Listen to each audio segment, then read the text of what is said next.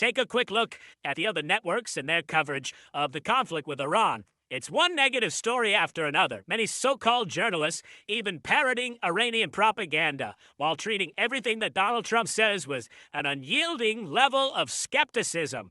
John Brennan, I tend to believe the Iranians more than Donald Trump. That's on NBC. And the anti-American, anti-Trump hysteria is so insane, even one columnist at the New York Times is calling it out. Quote, the New York Times, if past generations could see how well this war has gone, compared with the ones they were compelled to fight at a frightening cost, they would marvel at their posterity's comparative good fortune. They would marvel, too, at our inability to appreciate the advantages we now possess. In less than a month, Iran's ability to project force anywhere in the world has been pretty much wiped out without any boots on the ground. This is such a historic success. Most Americans are trying to obscure out of their sheer hatred for Donald Trump. One person that is fair, objective, and understands history he might be the sole voice of reason now in the Democratic Party, is Pennsylvania Senator John Fetterman, who is with us. Senator, welcome back. Good to have you.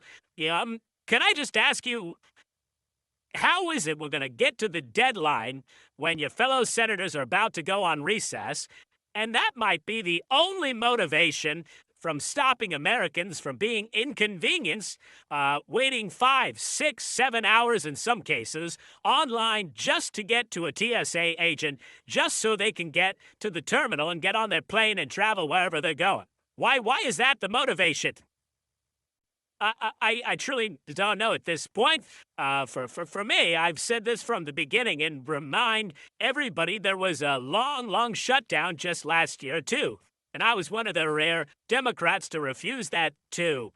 And now here we are. Now I'm at the airport every week. I talk to countless TSA agents, and they are all hurting. They are angry. They are frustrating. They're exhausting, too, what they've been put through. Now, these are not wealthy people. They earn around $50,000 a year.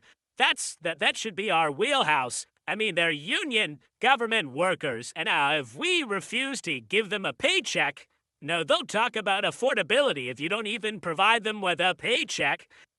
So it's always wrong, regardless, whatever the party's doing it. Shutting down our government, you can see the kinds of chaos that's created across our right now. They're selling their blood. They have to take, pay loans and just this kinds of chaos. So it's fundamentally wrong, and that's why I refuse to be a part of it. And I'll reopen this DHS. It's wrong, and we're making our nation less safe, and it's also creating mass chaos. And now remember, with spring break, and now also the preparations for World Cup also now has largely been stunted, too. So this is, it's wrong, and I'll never be a part of this. Tell me, you're there, you're in the cloakroom, you talk to members on both sides of the aisle.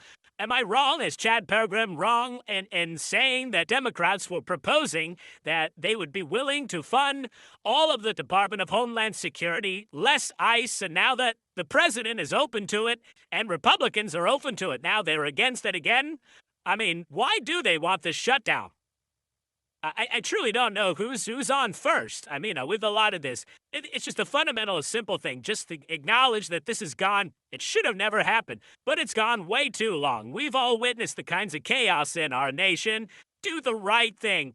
Put the country ahead of the party. Now, there's a huge rally, another No Kings kinds of protests. So now it's also probably motivating some people in my party that they might be afraid to reopen now because they are demanding these kinds of extremes in what they think is a solution, that there was ever going to be a solution.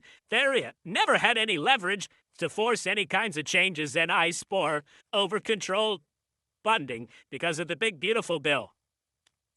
Let me ask you what conditions need to be had in Iran, in your mind, for this to be as successful a mission as possible. One of the things that comes to my mind off the top of my head is we cannot allow what Steve Witkoff told us, what really became the imminent threat that everybody talked about, the 60% enriched uranium that the Iranians were bragging about, which can be weapons grade, 90% enriched within 7 to 12 days.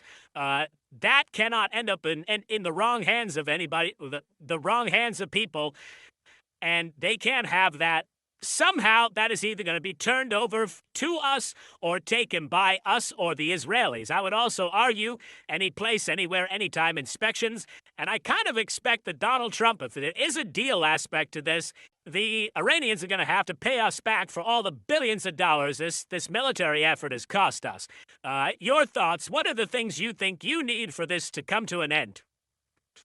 What I think, we just have to acknowledge, too, that this has been, I think it's been a profound development in that region right now. You know, even the Saudi Arabians are now saying, keep going and make sure, you know, you have this incredible ability to remake that entire region.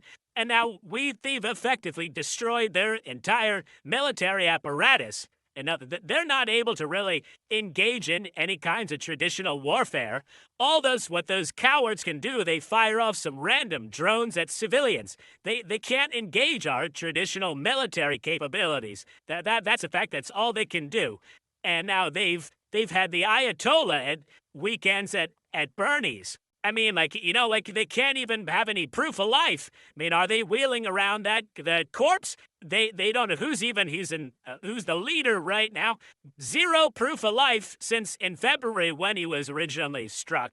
And now you watch all those kinds of videos about those strikes. We've destroyed their navy. They've destroyed their missile capabilities as well. They have any ability to strike now. So here we are now. Iran doesn't have the kinds of military capabilities to have effectively.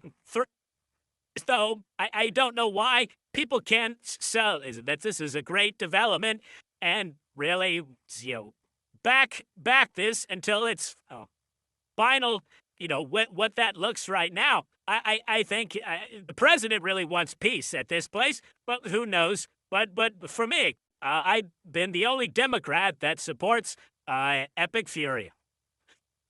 We appreciate your honesty, and let's hope this comes to a quick end. The president is believing that will be happening 3 to 4 weeks. That's the timeline I keep hearing. I hope that is true. I hope we bring our national treasure home. Senator, thank you. Hey, Sean Hannity here. Hey, click here to subscribe to Fox News YouTube page and catch our hottest interviews and most compelling analysis. You will not get it anywhere else.